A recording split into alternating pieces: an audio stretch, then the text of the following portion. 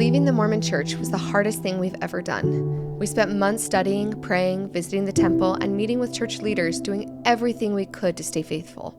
But at some point, we realized we didn't want this life for our children. A life filled with ever-changing doctrines, guilt, shame, and a narrow worldview. It broke our hearts and the hearts of those we loved. We never wanted to disappoint anyone, but we knew we had to make the hardest choice to live authentically. In this video, we're sharing the journey that changed everything, and why, despite the heartbreak, it was the best decision we could have made for our family.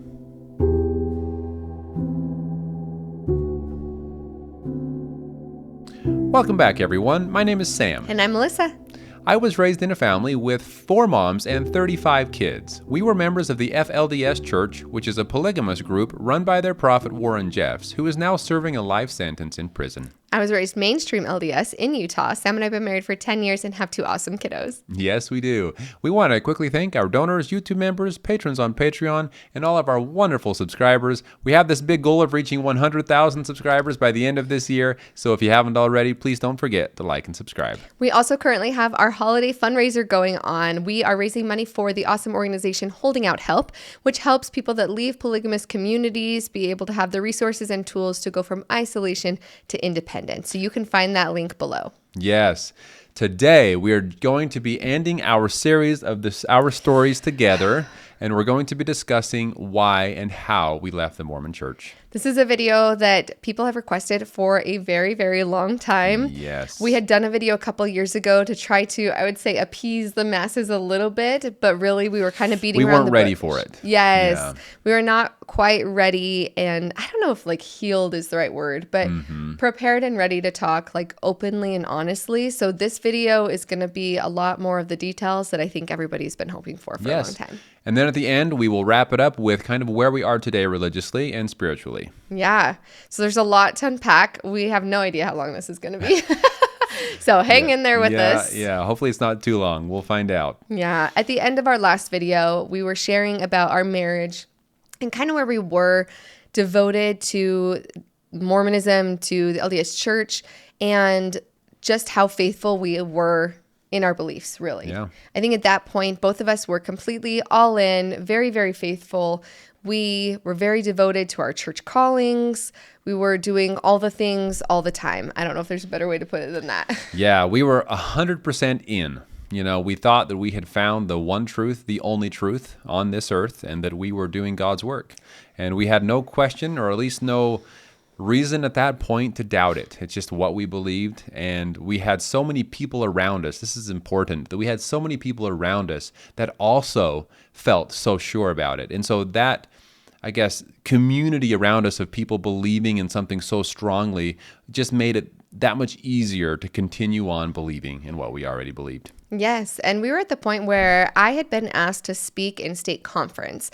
And for those of you who aren't aware what state conference is, basically the congregations or the wards, they're all geographical in Utah because there are so many members of the church. So you have these wards that are made up from anywhere from 100 to 300 people in Utah typically would make up a ward. Then there are multiple wards that make a stake, so which is the next level up. And state conference is where all those wards would get together on a Sunday and have leaders, different church leaders and different people speak. And I got asked to speak in state conference, which was a huge sign of, I don't want to say worthiness, that's not the right word, but it definitely made me feel good that I was doing the right things for them to ask such a big thing of me. Yeah, I would say that those that speak in state conference, at least based on my experience, are people that local leadership are very much aware that this person is very strong in their beliefs and in the church. Just to point out how we looked, and we'll get more into that as well, but we were looked at as, and we were told this, that we were looked at as this couple that was just some of the strongest members of the church.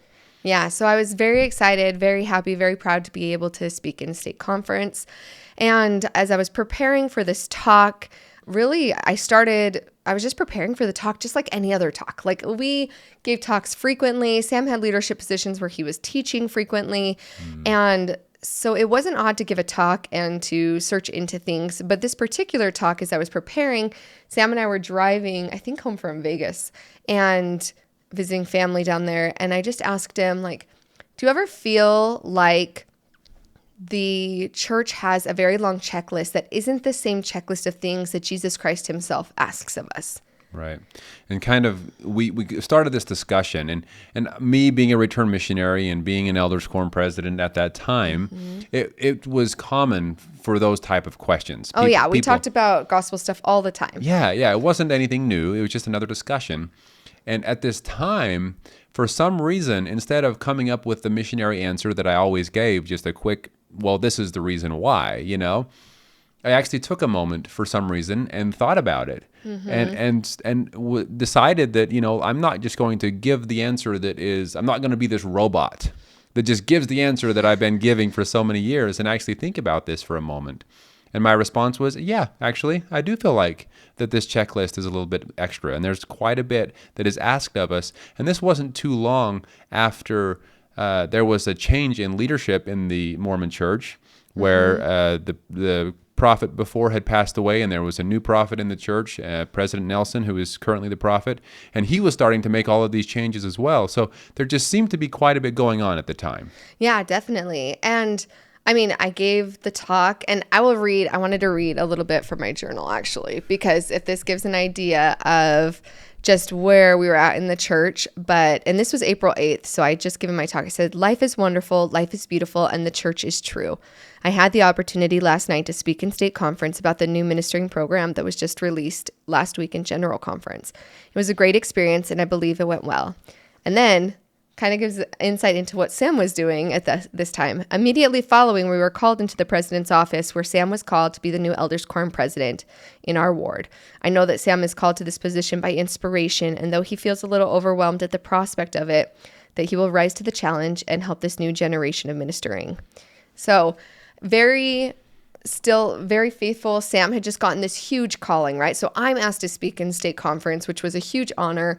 Then we get done with state conference, and they pull us into the office, and Sam gets called, and he was very, very young to be called as an Elders Quorum president. Do you want to explain what an Elders Quorum president is? Yes. Well, Elders Quorum president was a calling within the church where you were in charge of all of the adult men in the ward, in that specific congregation. So that was my calling, to be in charge of meetings at church, different positions within the quorum, helping people visit and assigning people to go visit other people in the ward, and just a lot of responsibility over the men of the ward, basically, the adult men of the ward. And at this point, Sam was 27. Yeah, you were 27 at this point in early 2018. So very big responsibility. Normally, Elders Quorum presidents are at least middle-aged men, if not older, in the church. Especially now because in the past they were only over the adult man from a certain age, and then after you reach a certain age, you become a high priest, and a little bit older, and so this was the first. This was kind of new, to be over all of the adult men of the ward. Yeah, so it was one of the changes President Nelson had made. Yeah, so there were a lot of men in the ward that were a lot older than me, and so it almost felt. There was a lot of pressure because I felt like I was in charge of a lot of people that I felt like were my elders, were, I guess, more important than I was. Yeah. So we have these big things going on. Sam has this calling. We're doing everything that we're supposed to be doing. And yet that lingering question kind of in the back of my mind of this checklist mentality. Now, granted, I love checklists. If you've watched our other videos, I love a good checklist. It's part of what I always liked about the church. But as I was looking at the checklist that Jesus Christ gave us, and then versus the checklist that I was currently living by as a young mom, and I think at this point we were thinking about baby number 2, I just started looking more into the checklist of it and wondering whether or not that aligned with the teachings of Jesus Christ. So I'm starting to look, but not really thinking much of it. And as I start digging a little bit deeper, I remember just being so scared of having too many questions, because I was determined that I was not going to have too many questions like my dad did. That I wasn't going to, that if I was, in the church now, I had decided that nothing could tear me away from it, because I didn't want it to ruin our marriage and our family the way that I had watched my parents' marriage be destroyed from my dad walking away from the church. So I was so terrified of that I was starting to have questions, and I was open with Sam about it, but I just really was feeling pretty scared of opening up that can of worms, so to say. Yeah, and I feel like, I don't feel like, I remember back in those moments, us talking about these things was never with an intention of trying to find that the church was not true. It was never with the intention of trying to prove something wrong.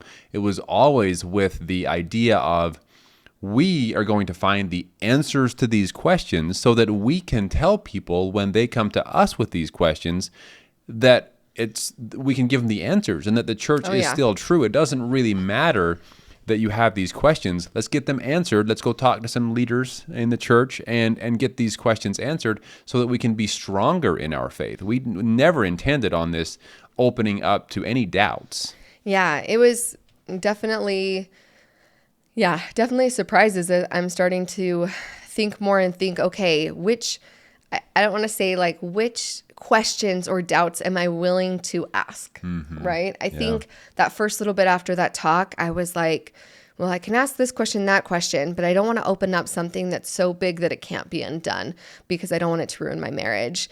And it was in June. And again, I just wanted to read a little bit from my journal. I'm so glad that I wrote this down. Yeah, me too. It's really nice to have it. Because Sam and I kind of go back, and it's easy to forget the journey that got you where you are. But as we were preparing for this video and I was reading through, I feel like it just gives such a better view of like where my intentions and where my heart was at through all of it. Yeah.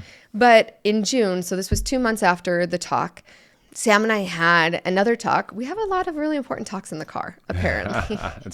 It's where we really go deep with our conversation is while in a car ride. Yeah. Yeah. So we were driving the car, and I still remember the night that day that you told me that you would still love me.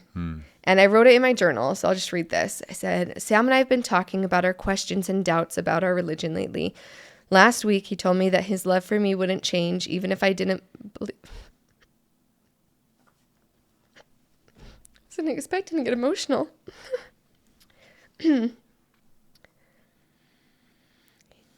He told me his love for me wouldn't change even if I didn't believe in the church. While his unconditional love is amazing, it has made me want to look into my questions more and find answers I'm afraid of. I'm trying to do it with faith in my heart and want to record it here so that whatever I find and wherever it leads me, I can have a record of my journey. I honestly pray it leads me closer to the church. My biggest fear is learning something that makes me doubt more. Right now, I'm researching the origin of temple garments and polygamy. Wish me luck. And then I say, P.S. Sam's super supportive about it and much more honest and open about things than I could have ever hoped for. I love him. Well, thank you. And man, I look back on that experience as well. And there was just this thing that came over me that I just realized, you know what? I don't want to do this life without you.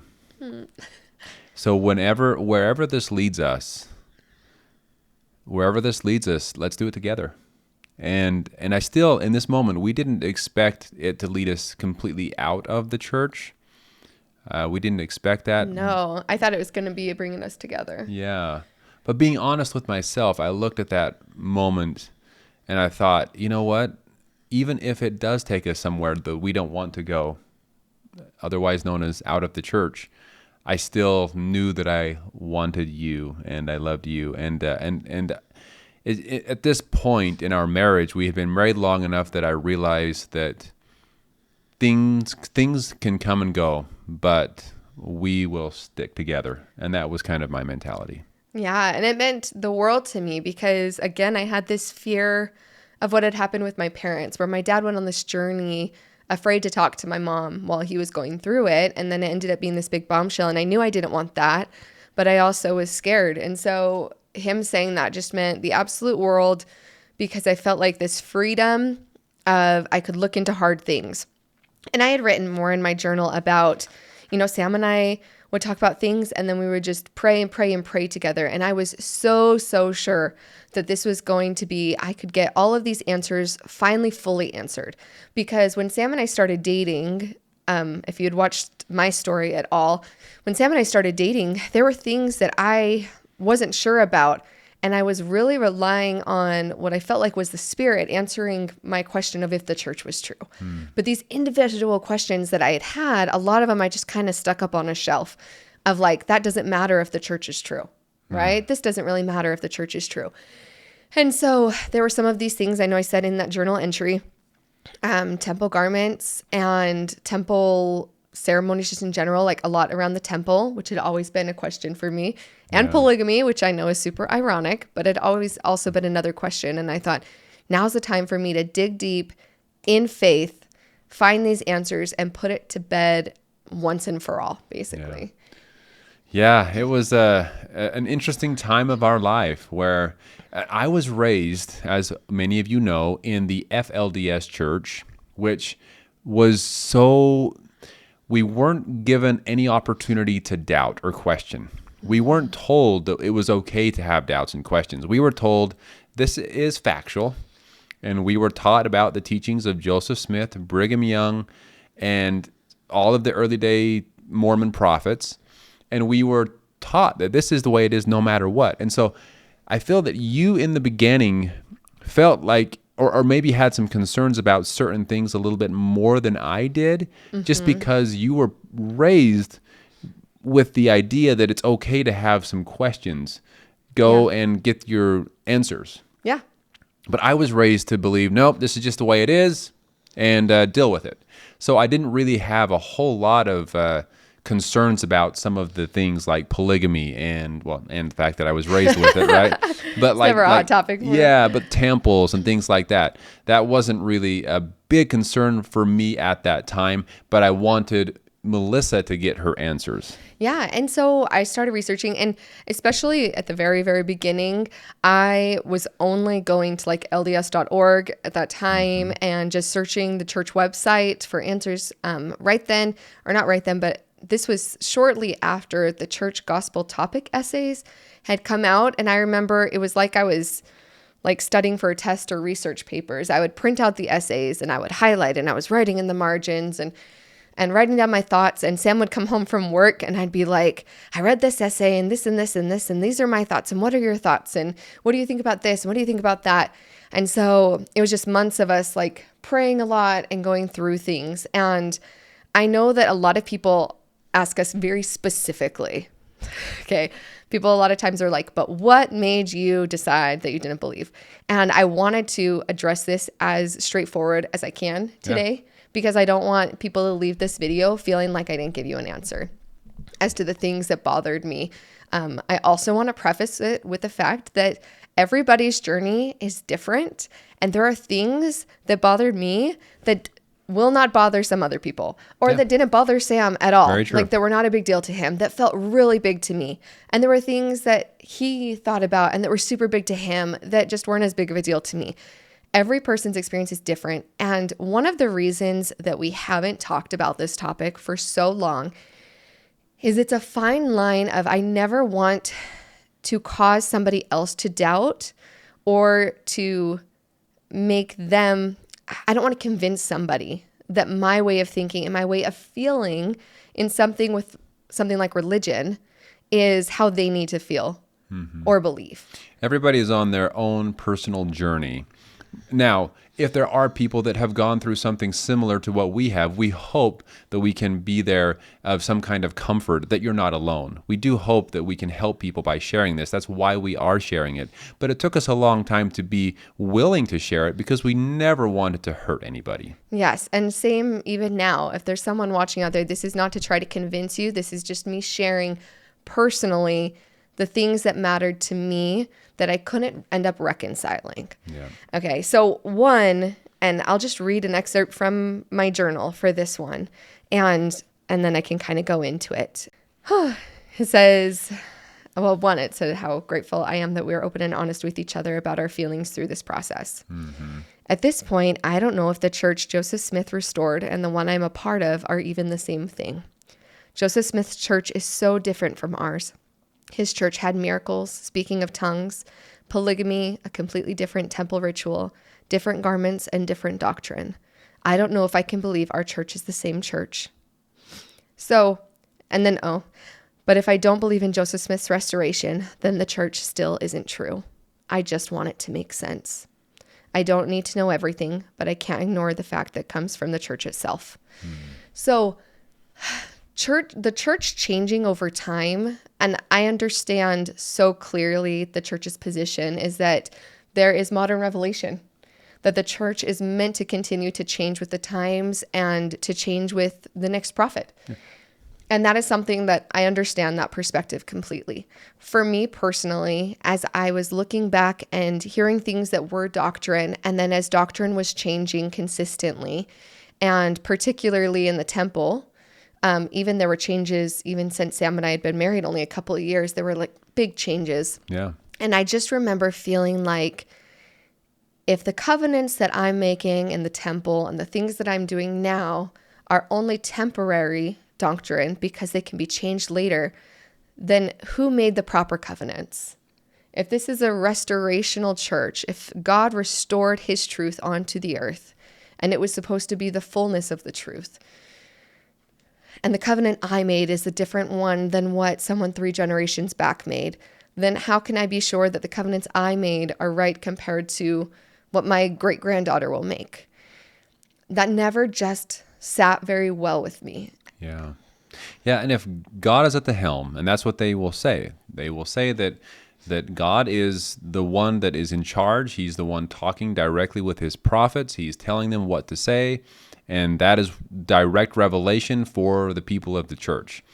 And if he is actually doing this, then why is it that the changes so often come to the church as a prophet changes, when one of the prophets passes away and a new prophet comes?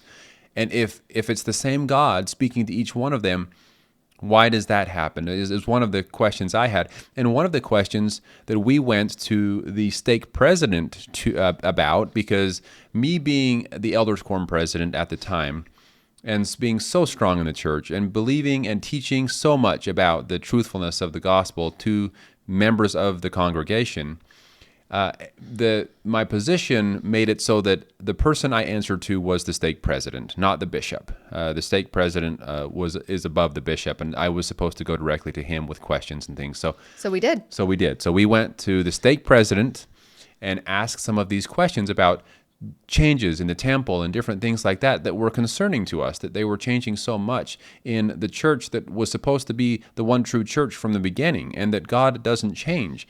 So we went with some of these questions directly to him. Yeah. And basically his answer, I think we went to the stake president at least twice.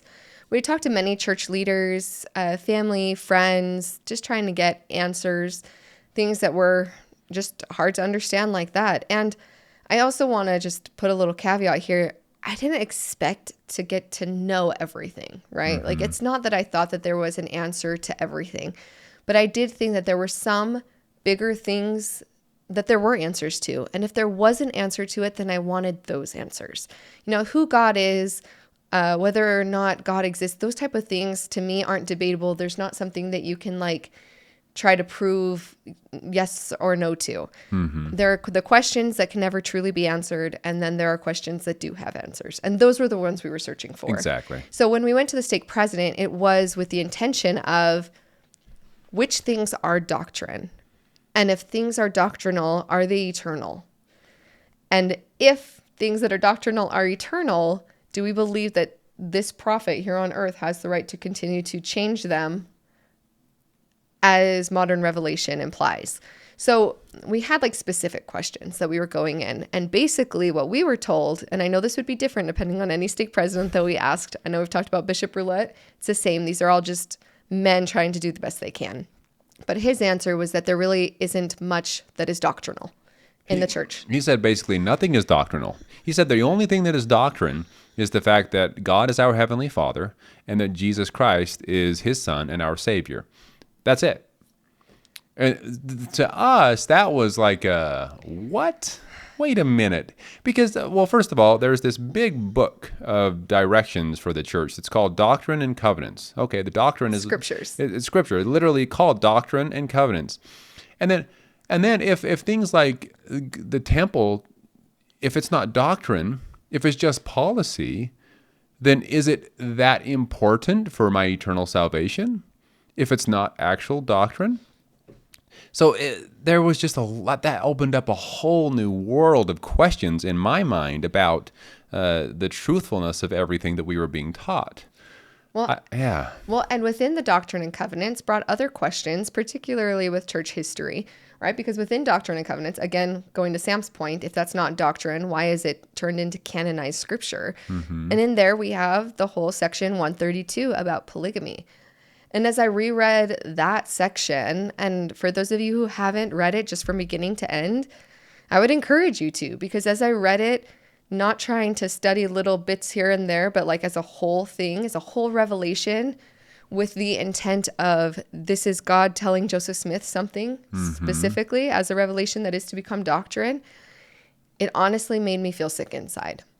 And I read the gospel topic essay on polygamy where it's admitting that Joseph Smith practiced polygamy with 14-year-old girl, and with young girls. And it was there in the topic essays. And I remember thinking, they're not even denying it. Like, this is what happened. And I had to sit with the fact of I guess it started coming down to like who I believed God was, who I believed God and Jesus were. And if I believed God would command somebody to take an underage girl as a polygamous wife. And so those things, I would say those two main things, doctrine and prophets changing doctrine over time. So I'm feeling like there wasn't eternal doctrinal truths, and polygamy and church history questions, but in particular polygamy, were two of the biggest deciding factors for me in that I couldn't believe that the church had a true foundation. Yeah. And of course, these things were concerning to me as well. But like I had mentioned earlier, being raised in the FLDS church, I feel like the FLDS church became the Church of Brigham Young. Because Brigham Young taught some pretty interesting, odd teachings that the mainstream LDS church today won't even claim as truths. They just say, I don't know what he was on, but he was saying some things, and no, that's not true. And that was hard for me. Yeah. I remember reading, and as I was researching more about Brigham Young, and one, I was like, if this is the foundation of our church, that's scary. Secondly, okay, if the prophets after him are saying, no, what he said isn't true, well, then what other things are people just going to be able to say, nope, that's not true either? Yeah. So that kind of got me in that whirlwind of being nervous. And just to that's how you grew up. Yeah, that's how I grew up. That's the way I was raised. So it didn't seem that odd to me because I was taught by my parents from the moment I can remember that this is truth. And just so you know, some of the things that we're referring to that Brigham Young taught was like the Adam God theory, that Adam and Eve, that Adam coming to earth, he actually then became our God after he came to earth and proved himself worthy to be a God. And then also the racist teachings, definitely. And that continued on to the FLDS church. And so that's the way I was raised, unfortunately. But some of these things that Melissa had a problem with or questions about polygamy and different things, like I say, they were very concerning. But they weren't, I guess they hit me differently than they hit you. Yeah. Don't get me wrong, I don't think it's okay, especially the things like racism. That's absolutely not okay, and I didn't think it was at the time either. Yeah. But I just remember thinking that those are very concerning to me, but I didn't know that they would lead me out of the church because now the mainstream LDS church doesn't teach those things anymore, right? Yeah. So what really got to me was a video that we found as we were searching, and this video is on YouTube. I found the exact video. A lot of you have asked which video it was, and we will share that with you here to show kind of some of the things that I heard that really, really got me thinking and got my wheels turning.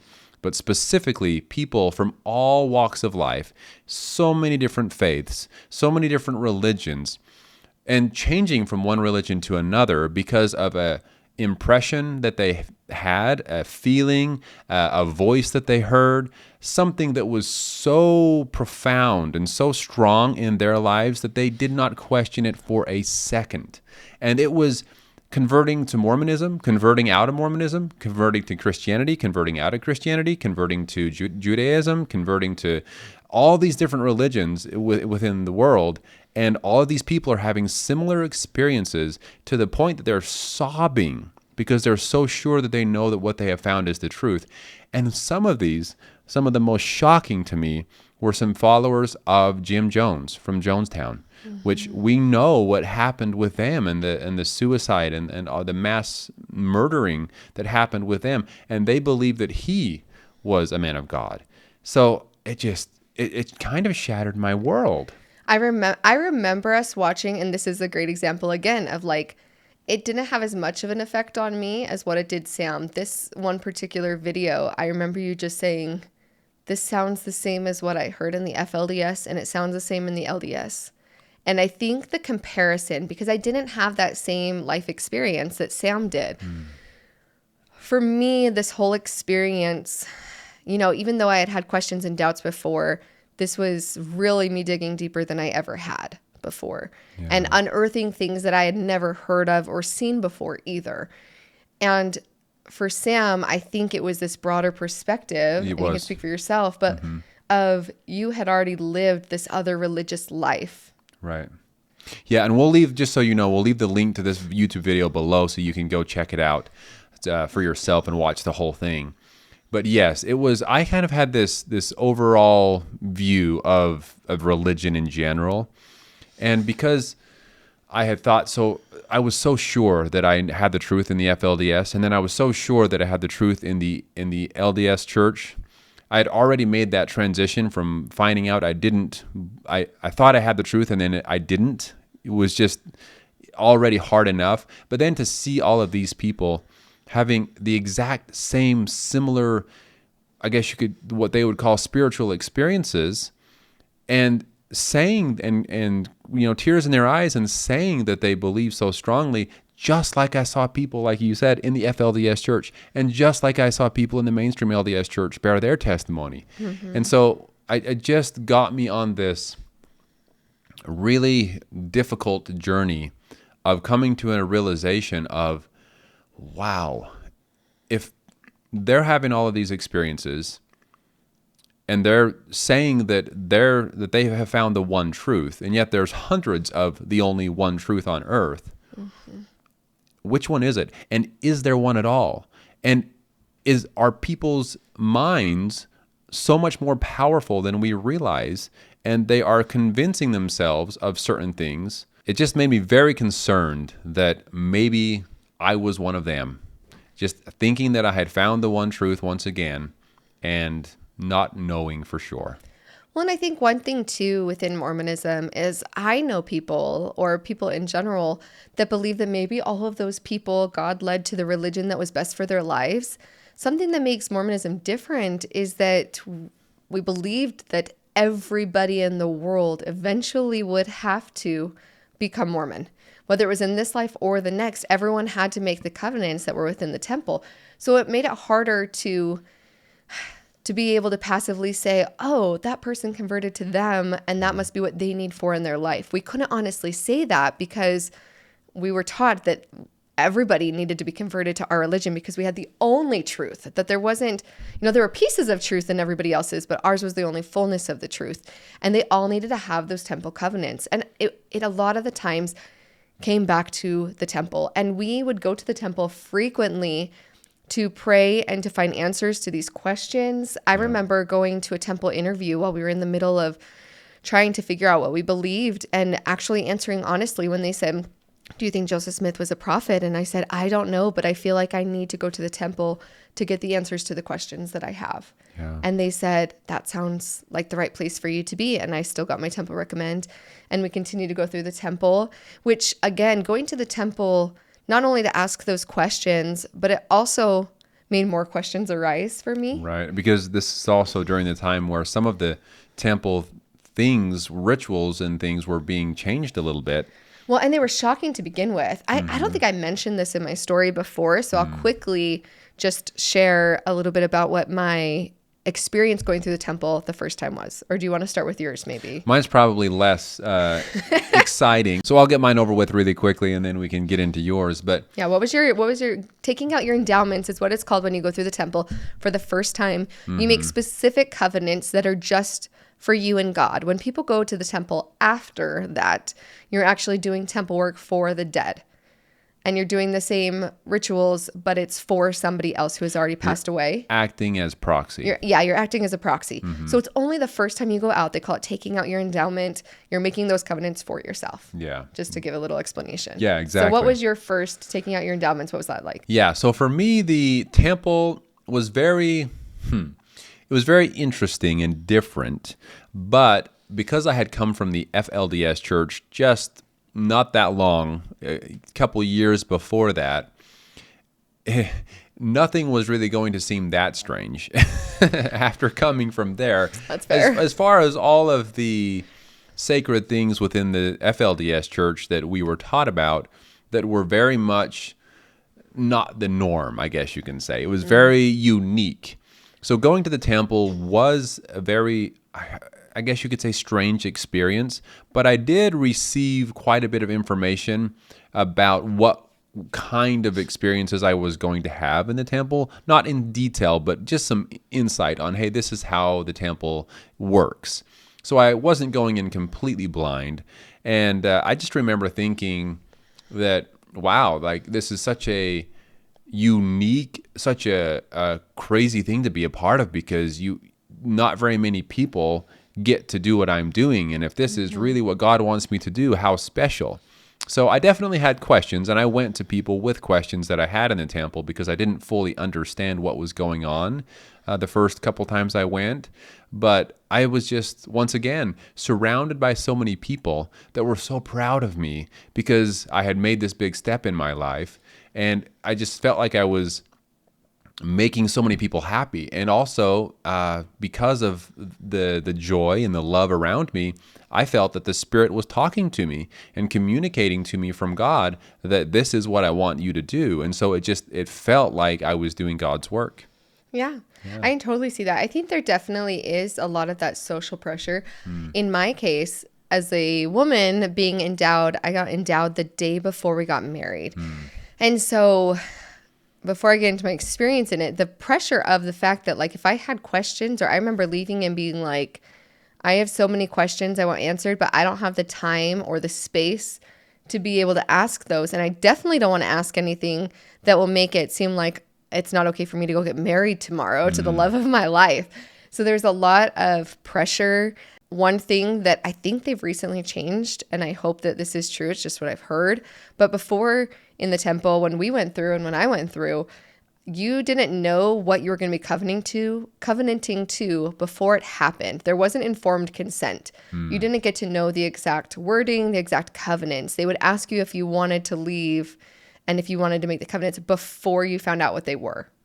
Which I remember that being weird when being in the session and they were like, if anybody is not willing to make these covenants, please leave. And I remember thinking, one, how completely embarrassing it would be to leave in front of this congregation of like 100 people, to leave and say, I'm not willing to make these covenants. And two, I remember thinking, but I don't know what they are yet. So like, why would I stand up and leave? Right. That was one thing that was odd for me. Do you know if they've changed that? I've heard that they have, like, in the last year. I don't know that as a fact. I feel like I read that in a news, a church news article that came out, that I believe they're trying to be more transparent for that, which is fantastic. I mean, I'm glad they are. Yeah, I'm glad they are too. It was not like that when it was for me. Another thing, and just so if anybody's watching and they're like holding their breath, I'm not going to reveal anything that I shouldn't or that would be offensive to anybody that has been through the temple, just so you know ahead of time before I go into this. But some things that were shocking to me as I went through the endowment ceremony was women using the power of the priesthood without holding the priesthood. Was something that I didn't know was even a thing on this earth, because from the time I was a young kid, I was constantly taught the importance and the reasons why men held the priesthood and women didn't. And then when I was in my washings and anointings, there were women that were doing those priesthood ordinances. And it's so weird to say that it made me feel so uncomfortable, because I think the reason they have women doing it is so that women can feel more comfortable and not have men performing those ordinances. But for me, it felt so uncomfortable. And that's something that has changed over the years, because men used to do all of it. And they changed it to having women do it to make women more comfortable. But I wasn't like told that they were going to. So I assumed that anything that had to do with priesthood ordinances in the temple would be done by men, because men are the only ones who can hold priesthood. Yeah, that is interesting. And that's something that I never experienced. And you wouldn't have experienced Right, because yeah. you had men perform those. So that was a little bit like, what is going on? Overall, there were definitely just some overlying feelings of definite confusion, trying to figure out exactly what's going on, having some of the ceremony, it being so in a group setting and having a lot of the things be done in group-like manners kind of freaked me out a little bit. But it wasn't anything like dangerous or scary, but it was just... No, but it was... It felt movie-like something you would see Yeah. as a religious group in a movie. And I was like, there was just some things that I didn't expect to be the way that it was. But that kind of proves to the fact that, again, I didn't really have a whole lot of knowledge going in. They don't tell you what happens. And other than, you're going to learn things, you're going to watch videos, and, there's going to be certain covenants that you make. That's kind of the gist that you get. I wasn't given much more detail than that. Were you? Yeah. Not really. Not a whole lot more. But I do remember you coming, or not like at that exact moment, because there was so much going on. We were getting married and things, and so you were just trying to go along with things and try not to interrupt our marriage, right? Yeah, exactly. But I do remember. I don't remember exactly how long, but a little while after we were married, you telling me that you felt very uncomfortable the first time going through. Yeah. Because you weren't really sure what to expect. And then because the way things were done, you almost felt like it was, I don't know, very secretive and very, I guess, cult-like Yeah, feel, no, right? that's the right word. It felt like secret society, cult-like mannerisms, or things that I had seen that were portrayed as cults in Movies. movies. And I was doing similar things. And so I didn't like the way that made me feel. I will say that we went back a couple times, Sam and I, in the beginning of our marriage, until I was super, super pregnant with our daughter, like 8 months pregnant. We went every single month to the temple. And I remember telling friends who went through for the first time and felt like it was odd or uncomfortable, you just have to go through a couple times and then you'll feel more comfortable with it. And now I look back and I kind of cringe at that, that you just have to go until you don't feel the things that your body intuitively are telling you are not okay. Just keep going until it feels right. Yeah, if you don't like it, just keep doing it. Just keep doing it until it feels okay. Until you do like it, then it'll be fine. But I don't know about you, but also, like you were saying with the social pressure, right? I also had this mentality that there were so many, especially older men, that were in the temple that when I was there, I just felt like there must be something they get that I don't. Because they're more intelligent. They're more intelligent. They've gone more times. They understand it. If I could just go enough times to the temple to where I understand it the way they do, then I wouldn't feel this way anymore. And that's kind of how it became. I remember thinking that big time as well. With any questions that I had, I remember thinking about even some of the apostles of the church that, have all of these amazing doctorate degrees and have all of these experiences and so intelligent. And if they're, if they're doing it, then, and if I have any doubts, there must just be something wrong with me, right? 100%. Yeah. 100%. And I will say, and I only bring up all this temple stuff as well because, well, one, so you guys know my experience for the endowment because people have asked. Mm-hmm. But two, things changing. And when I was looking into church history, things changing was problematic for me. I had heard about changes that had happened in the temple, but we had started looking into things and kind of researching the middle of 2018. And in January of 2019, Russell M. Nelson, the current prophet of the church at that time, had major changes happen to the temple. And we had been going and praying for answers. And I specifically remember that January hearing, oh, there's some big changes. There was wonderful changes. Go to the temple and have a session, see for yourself. And Sam and I went through that session, and there were huge changes, things that I would consider completely doctrinal. And I'll give an example without being disrespectful. There is one specific covenant that I make through my husband. Now, again, me personally, each person only has a chance to make their covenants in the temple once. Mine is done. Every other time that I go, it's in proxy for someone else. Mine is already done. And when Sam and I went into the temple, the covenant that I had made to follow Sam as he followed God, that I made through my husband, not between me and God. Right, because the only way to get to God is through your husband. Through your husband. And that had been changed. to where the women could covenant directly with God.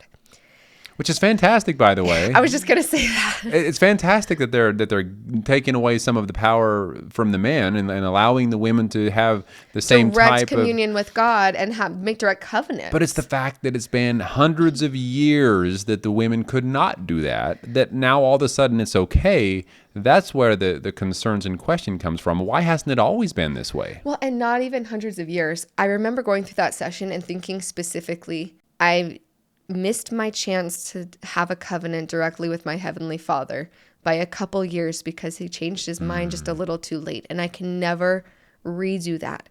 My covenant is always tied through Sam, which is fabulous. I love Sam. But I hope somebody else out there can also understand why that felt problematic to me.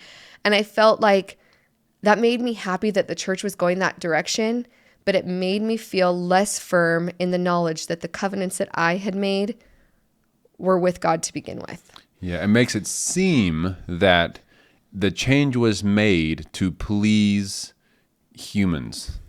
Yeah. Right? And it's like, okay, well, or why didn't God want me to covenant with him to begin with? Right. Why wasn't I good enough before? But my daughter would be. Mm-hmm. That's what it felt like. Yeah. And yeah, or to appease women who were saying, we want to covenant directly with our Heavenly Father. And why does that need to be petitioned for? Is how it felt to me. Again, I will reiterate one more time, all of these things were my personal feelings. They're going to feel completely different for other people. There are going to be so many people who are watching this that have only gotten to covenant directly with their Heavenly Father and are not going to feel what I was feeling because you didn't make those covenants.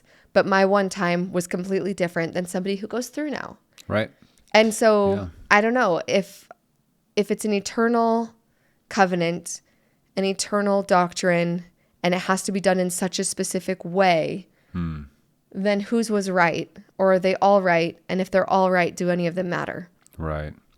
Yeah, and it's one of those things too, and I mean no disrespect, man. I don't. This is why it took us so long to do this video, because we're trying so hard to respect other people and their beliefs. But there definitely were for me things within the temple that once I learned how they were done, they were not so special anymore. There were certain things, I'm not going to say what, because once again, I'm trying to be respectful, but just to give some insight on some of the concerns I had. And I'm sure if you've been through the temple, you can probably think of some of these things I'm referring to, unless you haven't figured out how they're done yet. But I went in with a mentality that this whole thing is directed from God. I mean, to the point where I assumed that angels were dwelling in one of the floors of the temple at all times, directing the work of God. This was directly being done through him and everything, to the point where if one of the temple workers had a question, in some way or another, they would be given inspiration to say exactly what God wants them to say.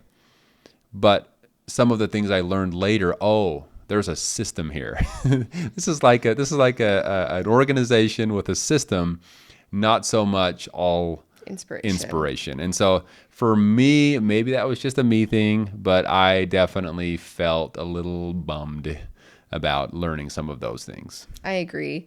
And speaking of you being bummed, I wanted to ask and kind of get perspective at this point, because this is January of 2019. We've been having these questions, doubts bubbling to the surface, trying to get the answers, going to the temple. I remember leaving the temple that day in January and looking at Sam and saying, I don't think I can go back and make these covenants for other people in a way that's so different than what I had done. And it was the last time that I went to the temple. But at this point, you were still the Elders Quorum president. Yep. How did it feel for you to be in a position where you are teaching the men in the congregation like almost every single week, or picking the teachers? What was it like for you to go through all of that questioning and everything that we were doing at this time with that kind of calling?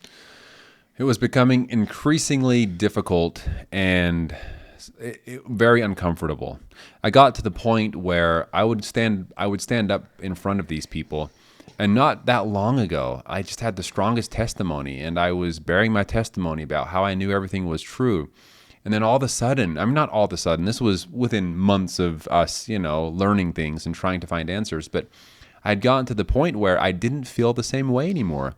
And if I tried to get up and share my testimony, I felt like I was deceiving or that I was in a way lying. And so my testimony became less and less powerful and less, I felt less and less like I wanted to share. And being the leader or in charge, it was very uncomfortable. So ultimately, I went to the stake president and asked to be released. I said, I'm sorry, I have a lot of questions and concerns at this time. I don't feel that it is right. I feel like it is disrespecting the friends that I have here if I continue to be the elders quorum president. And so I asked to be released because I didn't want to be lying to anyone or saying something that I didn't feel in my heart was 100% truth. Yeah. And this was honestly the timing of Sam's job and things happening in our life kind of worked out well to hide us and shelter us from community backlash, from neighbors and friends wondering what was going on, because Sam had gotten a job offer to move from St. George to Las Vegas. Yeah.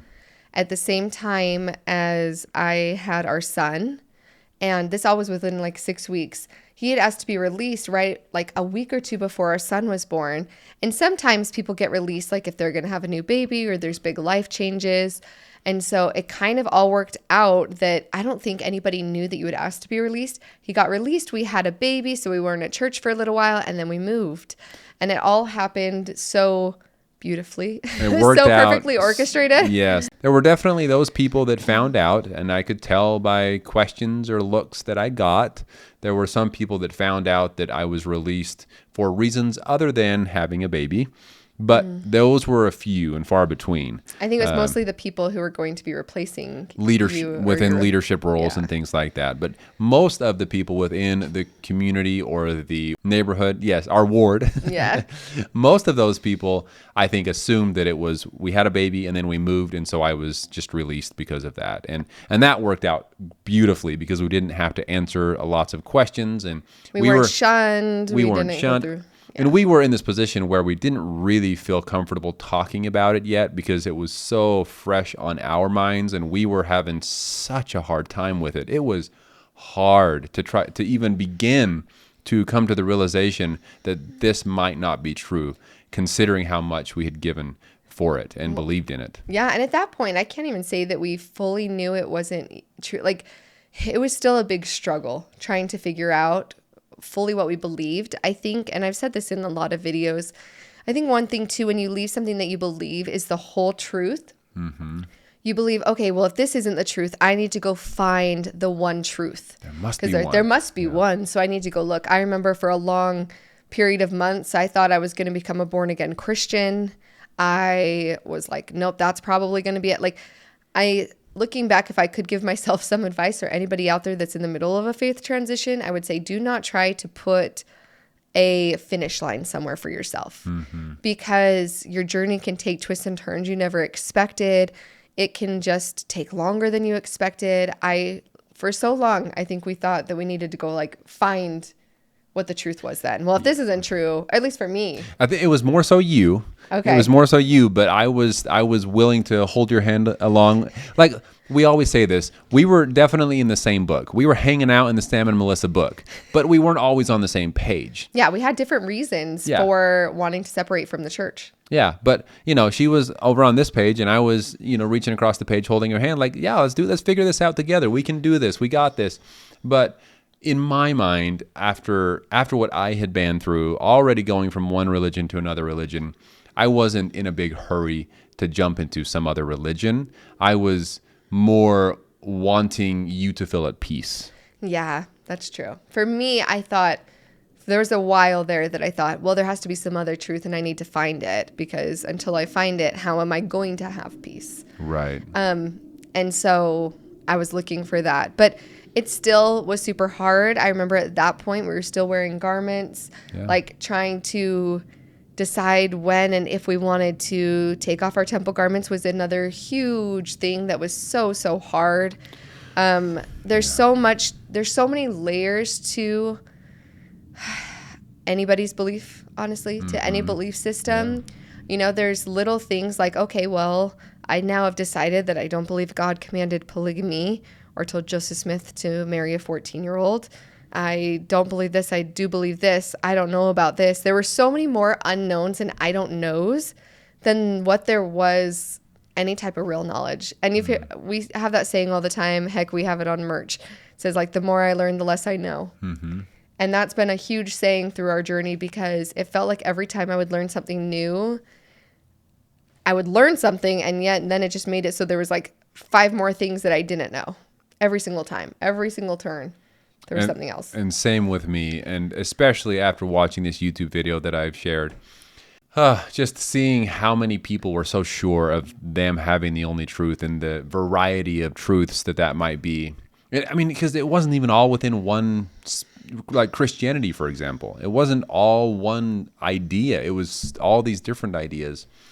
I just wasn't sure that I knew anything anymore. I just was, at this point, I'm thinking, well, I just have no idea what this life is all about, but I'm very eager to learn, and I was very excited to continue on learning with you, and excited to see any truth that we could find after that. Yeah, so we moved to Las Vegas in early 2019, still trying to figure out exactly what we believed. And I mean, that fall, one of the questions I know people get, and that we kind of wanted to get into as well, is how we told family. And I will say that over time, every family member was a little bit different depending on the relationship that we had with them. Yeah. The hard thing, one, is because we didn't have a definitive answer of what we did believe, because that's a question you get a lot of times. People will say, and even comment sections here, people will be like, yeah, but what do you believe now? And we'll get to that. And we'll get to that. But a lot of times what people are expecting is, okay, are you Christian? Are you like, they're asking what religious beliefs you have now. And a lot of times they're trying to say, like, what religion do you go to or do you prescribe to now? Mm-hmm. Right? And when you don't have that answer, it makes it uncomfortable to tell people just what you don't believe. We didn't want to call up family and be like, just want to let you know we don't believe the same as you anymore. Have a good day. Yeah, okay, I handled this wrong. I admit it. Here's the thing. I had left the FLDS church, which forced me to leave my family behind. It forced me to cut ties with my family, no longer welcome. And I knew that I had hurt my family so deeply because of my decision to leave the FLDS church.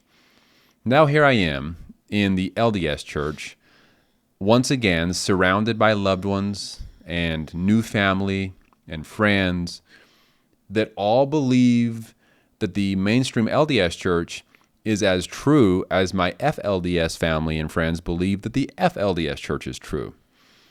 I absolutely was terrified and dreaded the moment that any of my mainstream LDS family or friends found out that I no longer believed, because I did not want to hurt them again. I didn't want to hurt my family and loved ones once again. And it was just, I handled it incorrectly because I didn't say anything. I just completely didn't say anything, not even to my brother that joined the LDS church with me. We served a mission at the same time, and he was and still is an active member of the LDS church.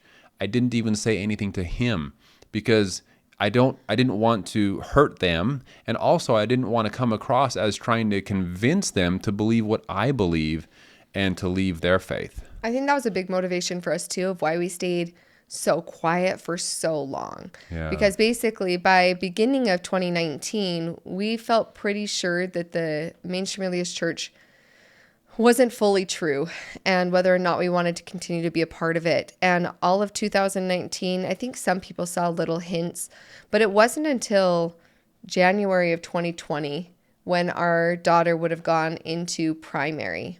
And we decided we didn't want that for her, that we were like, okay, we're not going to go back to church. Like, we're going to actually cut ties. And at that point, I think most of our family members still didn't know that we had even questions, doubts. Maybe some of them had talked to us about questions, but didn't know that we were fully going to leave. Just knew that we had been, talking to people or trying to get answers to questions. Yeah. And I've had people ask, so I will mention specifically talking to my mom about it. Obviously, talking to my dad about it was not as big of a deal because he had left the church, and so he supported us. But we waited a very long time to talk to him because we also didn't want his influence or what he thought to influence us. Right. We wanted to feel sure of our decision before we talked to him. Because we knew as well that he was and is atheist. So Yeah. we didn't feel that way. We didn't go from I don't want to go to the Mormon church anymore to I don't believe in anything. No, not so at all. we also were concerned about talking to him because we knew that what his stance was. But it was definitely a much easier talk. Talking to my mom, who was still LDS, was really tough. It was really, really tough. It was heartbreaking for her. It was super hard to see her be so sad because of everything she had been through with my dad, and her and my dad were still not in a good place yet. I think she felt like she was losing another piece of her family. Yeah. It was very, very hard and very, very sad. But she did, I will say, and kudos to you, Mom, she did always pick us and having a relationship with us and her grandbabies over whatever she felt about our decisions with the church. She always picked our relationship first, and she was straightforward about how sad it made her. I think one thing that really concerned her, which is totally valid, is she was concerned for her grandbabies and what it would look like for them being raised outside the church that she raised us in. You know, as a parent, she raised her kids and she thinks she raised us well, which she totally did. And a huge piece of that was the church. And so if you raise good kids in the church and then your kids don't want to raise their kids in the church, you're like, well, why? What was so bad about what happened to you? And I'm like, well, for me personally, it wasn't anything bad that happened within the church. It was all doctrinal reasons. And so it was definitely hard for her to understand. And it definitely took time for her to get to where she was comfortable with the idea of us and what that meant for us and what it meant for our kids and meant for us as a family. Yeah, it took some time for her to be able to see what happened after that, because there's all of these assumptions out there that if you leave the truth, that you will become different. You'll become this person that is maybe not raising your kids right, or maybe doing some bad things because you're not following the guidelines of the church. And I think that for a lot of people, when they realized and saw that we continued on trying to be the best parents possible, trying to respect people the best we possibly can, and continue on loving others, that I think they realized, oh, we didn't become somebody else. Yeah, we didn't become someone different. But people never know that if they don't see that as an example, right? Like if they don't see that. And I know that's something that we tried really hard for a long time. Most people didn't even know. And that made us really happy because we're like, that just shows that we can step outside the church and still be the same people that we always are. If they don't notice a difference, it's because there isn't one, right? Or the little things that people did notice were things that we didn't feel really held morality anymore. Like if Sam wanted to drink coffee, if someone saw us with coffee, yeah, a Mormon person might be like, oh, well, he's sinning now. But for us, we were like, we didn't believe that coffee held morality anymore. Yeah. In fact, speaking of coffee, We have some merch that about that. And I love this mug. Melissa designed it. It says coffee on top. It says, number 1, a hot drink made from the roasted and ground seeds, coffee beans of a tropical shrub. Number 2, a fuel that enables ordinary people to attain extraordinary results. And number 3, not a sin. Anyway. That is in our merch store now, and I do have one for tea as well. But Yes. things like that people might have looked at and thought, okay, I can see a difference because now he's drinking coffee. But for us, the more comfortable we became with the fact that certain things didn't hold morality anymore. I think it was probably spring of 2020 when we decided to take off our garments. That was huge, and it was really hard. One, the main reason for me, and then I'll let you speak to yourself, but the main reason that I took it off or took them off was because I felt that it would be disrespectful to wear a sacred garment of a religion I did not believe in. I wouldn't do that with any other religion's sacred clothing.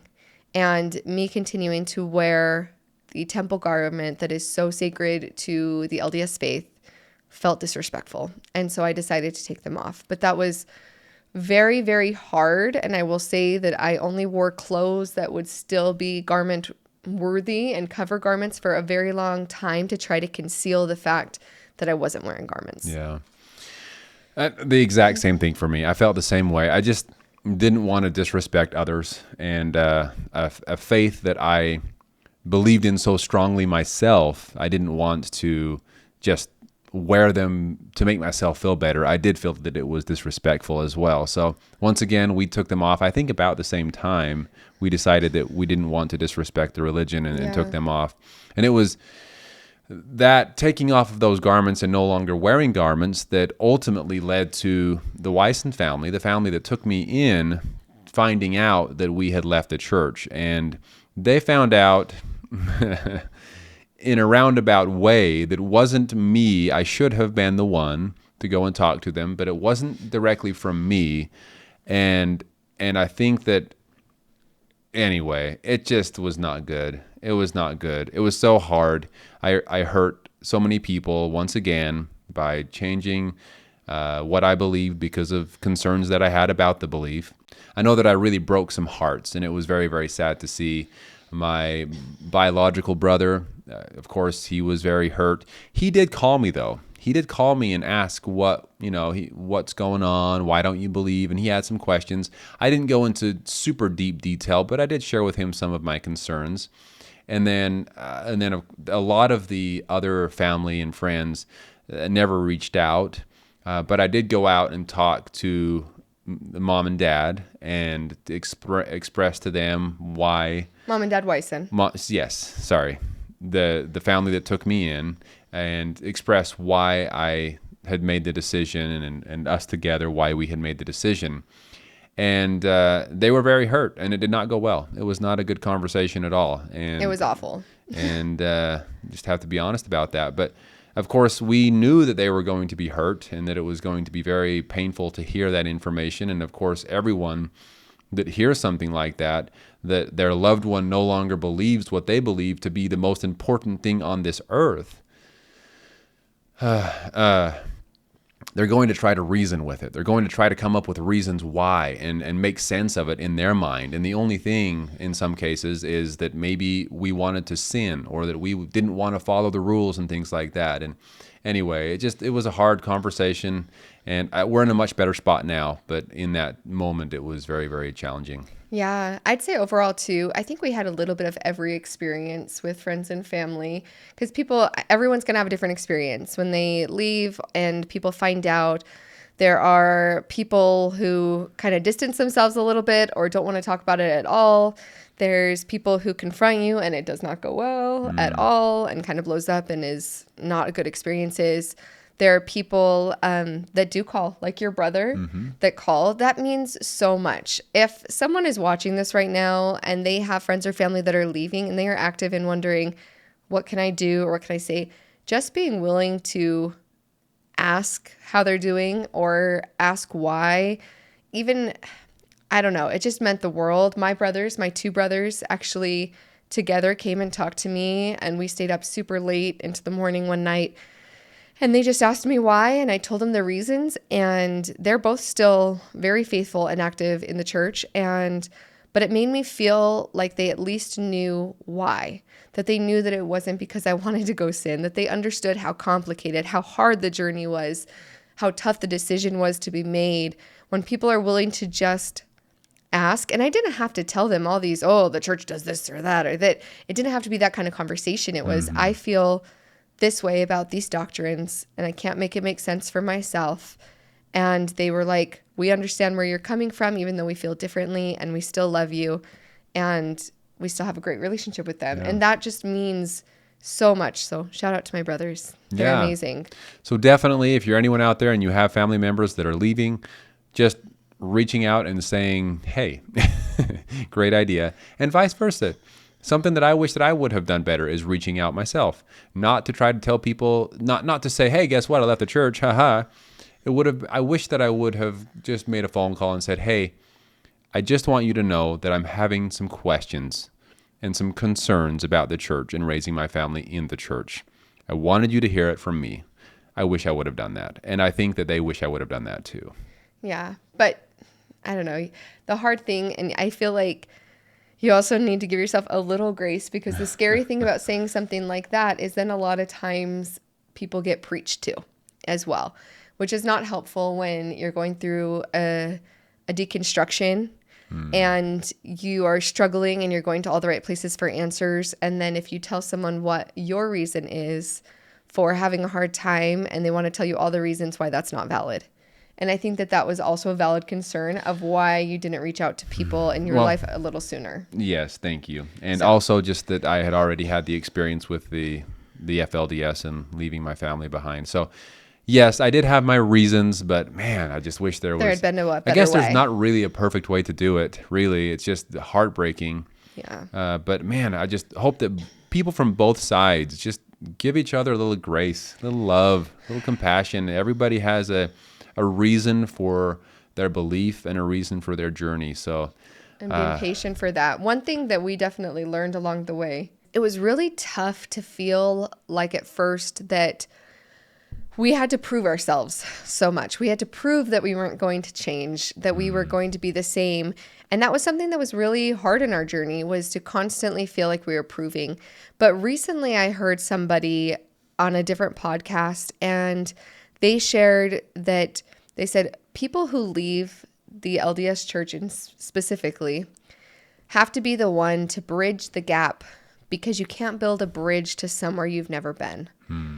And I think that that's something that I've been proud of us for, is being willing to like try to bridge the gap as much as we can and keep those relationships and work at them. Because it's easy when someone reacts poorly and you have a bad interaction with someone about it. It's easy to just want to be like, fine, we'll stay away then if you don't want us, to feel rejected. And I think that we've tried really hard to continue to foster those relationships and prove to people that we're still the same people, and also be more authentic at the same time. And that can take time. It's taken a long time for us to feel comfortable in being authentic, and also being able to be respectful and bridge that gap, and all of these things that are all encompassing, while feeling what we need to and doing what's best for us. yeah. So it's definitely not like a linear journey at all by any means.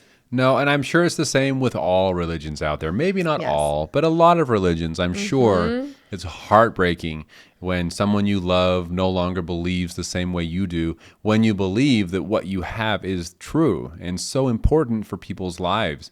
And I think this will lead us into our children, and why it was so important to us to make the decision on what's best for our kids as early on as possible. Yeah. And that's something we tried to do because, for example, our oldest, she was going to be going to primary, and we knew, and Melissa had been a primary chorister for how long?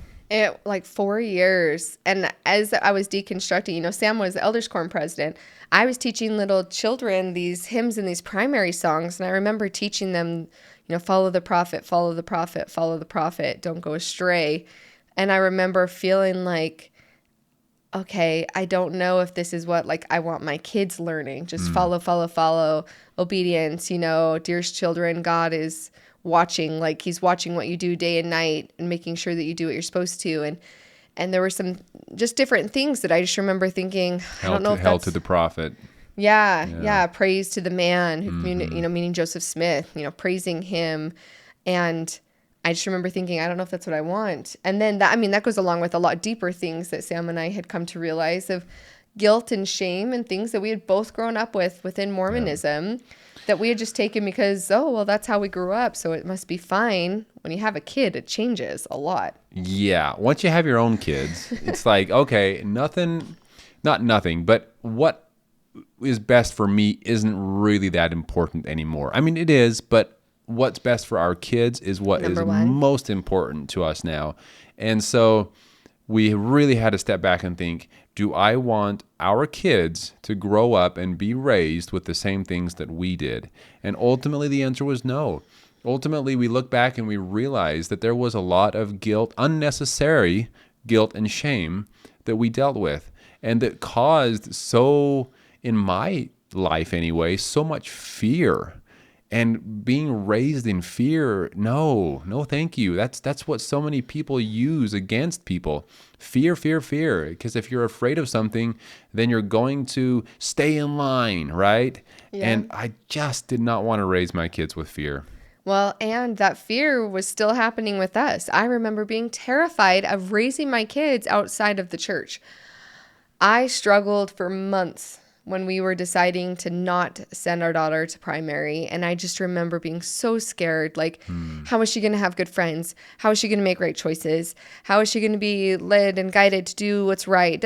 So many things. I was so fearful. And I don't know what caused the switch, but it was very apparent. I went from super scared and sad to super angry. Mm-hmm. And I kind of switched and I said to myself, how dare I think that any organization is in charge of, or that I need any specific organization in order to raise children. If I am a mother as a God-given right and a God-given responsibility, wouldn't he give me the tools that I need to be the best mom that I can be already? Not only do I not think I need it, but I also don't want to be a part of an organization that makes me fear living without them, that I can't do it on my own without them. I didn't really appreciate that either because I grew up with that fear that I wouldn't be able to raise kids without the church. And so we got over that. I will not say quickly. It was a slow process, but slowly moved forward through that. It took some time, but it was very clear early on in our children's lives that we were very happy we made the choice that we did. We have just been able to give. It did not take long at all to realize as well that we got this. We can do this. We can be amazing parents, and our kids are living amazing lives and choosing to enjoy life in so many ways. And they're so talented, and we don't need people to force us to do a certain way, or else your kid is not going to live a happy life. We noticed very quickly on that our kids will have a great life, and we will make sure that we're here along the way to help them in anything they need. And I think too, both of us recognized, I think sometimes, especially within Mormonism, because it is so all-consuming and tied in with every aspect of your life and the way we were raised, that it's hard to separate until you leave. And then all of a sudden, Sam was taking the good parts of how he was raised in the FLDS and teaching our kids how to our son goes out and loves when every time Sam mows the lawn, he has a little toy lawnmower that he goes out and he does the yard work with. Cuts all the grass that I miss. Yeah, exactly. Going and doing those things, all the wonderful things that I had in my life as a child with my family, having loving parents and the times that we spent together and the vacations that we went on, so many wonderful things that weren't actually twisted together with the church, even though it felt like it in the moment. As we walked away, we were able to see we can do all these amazing things and be these amazing parents and take all the best parts of our childhood without the religion, and that was still possible.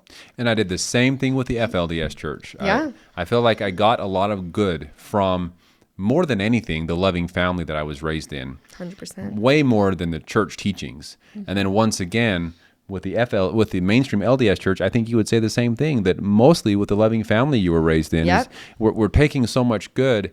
We don't just because you were a part of a religion doesn't mean that every piece of it was bad and awful. We don't feel that way anyway. I mean, I think that a lot of religions out there do offer a lot of good. For us, the negativity outweighed the good, so we had to make a decision and take the good with us that we felt would be good for us and our kids. Absolutely, which also leads to a question that people ask us all the time, which is, what do we believe now? The big one. Would you like me to start, or do you want to start? Well, let me start by saying this, and I'm going to make you actually answer the question first. I will say, before we get into this, Sam and I have been talking a lot the last few days about what we were going to say on this. And there are two main themes that we kind of came up with. Is one, I don't feel like we're fully at the end of our faith journey. And so there's still so much more that I don't know and there's so much more that I still want to learn before I'm going to say things in absolutes. Right. And secondly, that it's okay for us to say that we don't know. So we are going to share a couple bits of our thoughts and feelings. People particularly ask a lot about whether or not we believe in God, Christianity, But just also know that, I don't know, we're both pretty still open. But we didn't want to put off this video forever just because we can't tell you we belong to this church now. Right. Okay, so I'm going to start off mine with just kind of giving some back reasons for why I'm here today. And that is that I, as many of you know at this point, was raised FLDS, and I knew, not a single question in my mind, that that was the one and only true church on this earth. I would bear my testimony as a young boy. I would stand up with my family. All of my family believed the same thing. I had no reason to doubt it until I did. At 18 years old, I then just learned more about the outside world. My view was opened. I was able to see more, and I had concerns and doubts, and I left the FLDS church. Heartbreaking, but I did. And then I find a new church, a new truth, the mainstream LDS church. Once again, surrounded by loved ones, community, new family, learned to believe in the mainstream LDS church to the point that once again I had no question in my mind. I had found the one, the only true church on this earth, and went and served a mission for 2 years preaching, yay, hallelujah, the truth I had found. Very, very exciting to me.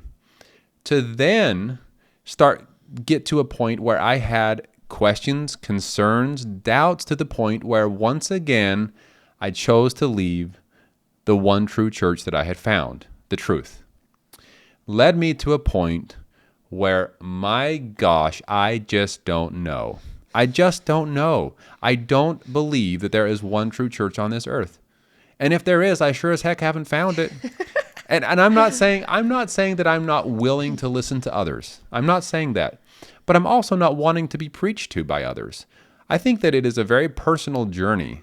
And at this point, I've reached the conclusion where when it comes to what is after this life, so many people are so concerned about finding and sharing exactly what it's going to be like, and we have to live this certain way, or, oh my gosh, the next life will be so awful for you.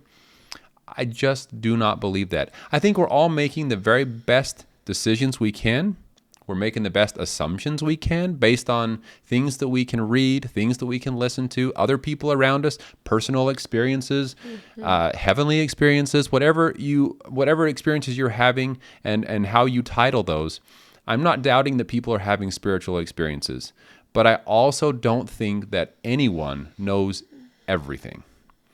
And because I don't know everything, I cannot claim to know anything perfectly. And that's where I stand today. Dang, can I just say amen and then we can close it out? No, I'm just kidding. Yeah, man. The more I've been thinking about what I was going to say for this portion, because I knew everyone would want to know, I will say, Sam, I love how broad his view is on religion. And kind of like we were talking about earlier with us being on two separate pages in the same book, holding each other's hands and working through it together. I love the broader perspective he gives me because I am so in the details, want to get in the nitty gritty and looking for all of these little tiny answers and little things that make sense. And there's still definitely a lot of things that I want to probably put under a microscope. One thing that people talk a lot, they ask me a lot, is whether or not we're Christian. And I will say that after deconstructing my Mormon faith, I started to look at Christianity under the same microscope and was finding a lot of problems within Christianity the same way I was with Mormonism. I started on that journey a little bit and honestly got exhausted. I got to a point where I was so tired of finding things that were painful, hurtful, were coming out of a very high demand religion, dealing with the repercussions of that, and I needed a long break. As we started looking under the microscope, as of right now, I wouldn't consider myself Christian, but there's definitely more learning that I'd love to do on that subject. And like I said, honestly, no door is closed to me because, like Sam said, not knowing or being willing to say, I don't know, has given me the freedom to be open to so many more spiritual experiences and to accept other people's spiritual experiences than ever before in my life, right? Yeah. Whether or not I believe that there's one truth, I agree with you 100%. I don't believe that there's only one truth. Do I think that there's also good that can be found in every single religion? Almost every single religion. Almost. Not all, but a lot. A lot of them do have some good. And a lot of them have good for certain people, for them in their lives. Another question we get, before I wrap up mine, is how we feel about the Mormon church as a whole. I think that there are a lot of great values and things to be taught within the Mormon church. I think there are a lot of people that are living their best lives because of the church. I think there are a lot of people who are living their best lives in the Catholic Church or in living Buddhism or living Islam. Like, there can be people who live their best lives possible while being in certain religions. I also see that there's a lot of those same religions, if not all religions, that have things that can be harmful, whether it's guilt, shame, power, money. There's so many different aspects like that. I don't hold the Mormon church in more disregard than any other religion, I would say. And at this point, I don't think I hold it above any other religion either. If it's helpful to people, then I think that that can be good for them. And when it's harmful for people, I think that those things need to be called out. And that's how I feel for all religions, honestly. I right now would consider myself agnostic. I definitely hope and pray for a higher power that I currently don't believe is involved in everyday life. And I know that's controversial, and I know there's a lot of people who feel differently than me, and I totally believe that everybody has the right to believe what they want as long as it's not harming other people. And so I think that everyone can have their own opinions of that, but that is mine. Yeah, I'm agnostic as well. That's where I stand. I definitely, I don't know. I don't know. Really is what it comes down to. But I have had a lot of experiences in my life. that give me hope that there's a purpose to this life, that we're not just here for kicks and tickles, that there is... Kicks and giggles. Although I can tickle you if you want. Sorry. We're going to stick with mine. I liked it. I might leave it in. Okay, great. So I am not sure what I was even saying at this point. I'm feeling tickled. Where was I? He said, I'm so sorry. I'm so sorry. He said that we're not just living this life for kicks and tickles. Okay, fine. What is the right way to say it? Kicks and giggles. Kicks and giggles. Oh, fine. Sorry, right, hang on, let me compose a little. I'll get back. I'll say it the correct way then. Okay. I really hope that there is a purpose and a reason for why we are here. And because of those experiences that I have had, and just looking at life in general, and looking at humanity, and some things that we have accomplished, and I don't know, there's just something to it that makes me really believe and really hope for an afterlife of some kind. I don't know what that is, but I agree. Here's to crossing fingers and toes. And yes, but I would say agnostic. Yeah. Overall, most importantly, I feel like we've shed a lot of guilt and shame and a lot of shoulds, and really tried to open up our world to being more accepting of other people's beliefs, more accepting of other people's experiences. I have to say, the freedom of no longer feeling like everyone has to be converted to the way that I believe, the way I think, and that people can live their best authentic lives where they maybe are. Or maybe they need a change that could be good for them, and they might convert to something else, like the video we watched, right? Having the freedom to be able to accept other people and love them where they are without trying to change them has opened up my eyes to a whole new world and helped me live authentically in ways that are the way I want to. You know, there's a lot of deprogramming where Sam and I still will go to do something and we'll be like, wait a minute, is that because we were taught our whole lives this is right or wrong, or is this how we feel? And like take a second to connect with ourselves and decide what we truly believe on our own personal level. There is a lot of that.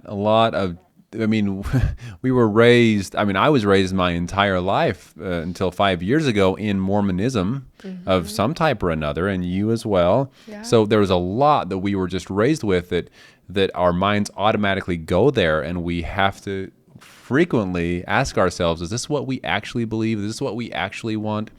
And I will say one other thing too, is just the freedom that we have now.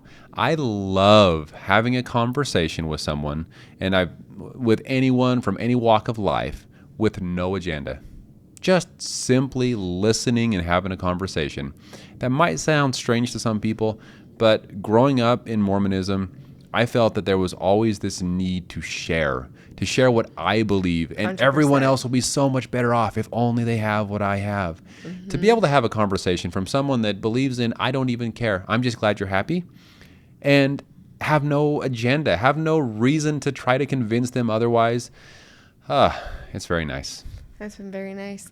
And I will say too, because some people have asked us this, I feel like Sam and I have always had a really strong marriage. Like from the very beginning, we've been so lucky. Things have been so wonderful, and we've always been really close. But being able to truly be like our full authentic selves, to not have the fear and the pressure even from each other. I know we had mentioned before, like Sam being the elders quorum president at a young age, I remember the pressure of, if he's going to have high callings, I need to act and look and be a certain way to be worthy of him, to be a stec president's wife, to be a mission president's wife. There was so much expectation and so much pressure. And now we constantly can check in with each other of being our best selves, but also getting to be more authentic with each other, I think has been made us so much closer. Our marriage has definitely gotten better. It's been great. And I think that doing this together, because of how difficult it was, this transitioning, this deconstructing of faith, doing it together has only made us stronger, for sure. And I feel so bad for so many people that have problems in their marriages because of faith changes and things, and we see that all too often. But I will give some glimmer of hope here. We are starting to see more and more and hear from more and more people that are going through faith crises. Sure. Or faith transitions with each other and are able to do it together. And I think that that's becoming more common, thank goodness. And I'm just so happy to see so many people working through this together now. Because one thing that we've tried to share on this channel, and we hope comes through in this video and all the other videos we do, is that so many of us are so much more similar than we are different. Yep. You know, some of you might be hearing this and be like, those are such similar feelings I had when I left this religion or that religion, or maybe you're still in the religion and you have different questions. I don't know. There's just so many more things that can bring us together if we allow them to than what really separates us. And being willing to be tolerant and kind to each other as people go through these different experiences. And be kind when people have spiritual experiences that lead them closer to a faith. And be kind to people who have spiritual experiences that lead them away from one. And just being open and kind, I feel like can make such a big difference in the world.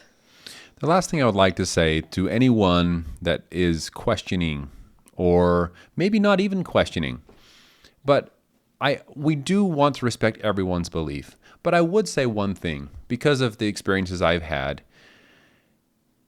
Is what you believe actually making your life better?